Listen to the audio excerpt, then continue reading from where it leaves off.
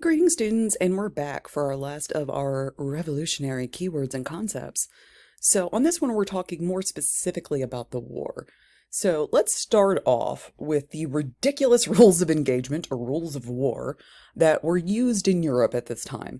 So there were, I swear, these were actually written down, like in book form. You can go read them. There were rules of engagement for how gentlemen, remember we learned about gentlemen, how gentlemen were supposed to engage in war. And it was very specific. You were supposed to line up in an open field and shoot at each other. You were not supposed to target anybody specifically. You weren't even supposed to aim. Okay, it was just kind of this very odd display of military whatnot. It was just very odd, right? So that's how the British were looking at war. We didn't. Obviously, we kind of figured out that that wasn't going to work for us.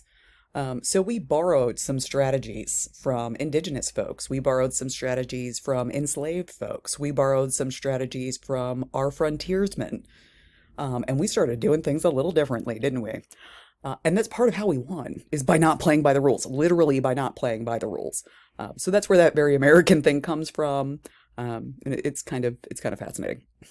Moving on. Our documentary does get into the prison ships that the British used a bit, which I appreciate. But I don't know if you can quite understand how horrific they were. We lost more people in the prison ships than we did on the battlefield. It was pretty much certain death. If you were captured in battle early in the war and near New York, you were going to be imprisoned on one of those ships. And the likelihood of you living was real low, like real low. We lost a lot of people over there. There are huge monuments up in New York for it. It's actually kind of one of the battles we don't talk about that we probably should. We talk about Saratoga and Concord and all of this, but we lost so many people on those prison ships. So that's important to understand. Brits didn't invent them. They just, whew, okay. So then we get into this idea of the shot heard round the world. You've probably heard this phrase before, that the first shot of the American Revolution was the shot heard round the world. What on earth does that mean, right? Well, it was revolutionary, not just for us. It wasn't just that we were fighting back against a more powerful empire. It's that we were saying we had the right to. It's that we were saying, for the first time ever in history, that a people had a right to govern themselves and to choose that. That was revolutionary. And it took off almost immediately in France. France had their own revolution, turned out a little different, but they had their own revolution, and it took off around the world. So when we talk about the shot heard round the world, it really was, and not just for us.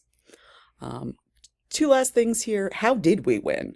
In addition to using those guerrilla warfare tactics that we learned about earlier in the term, and the frontiersmen, that kind of thing, ultimately, George Washington ran a war of attrition.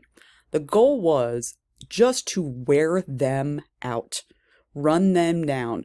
We ran them all over the place, all over New York and Pennsylvania and Virginia and all over the place.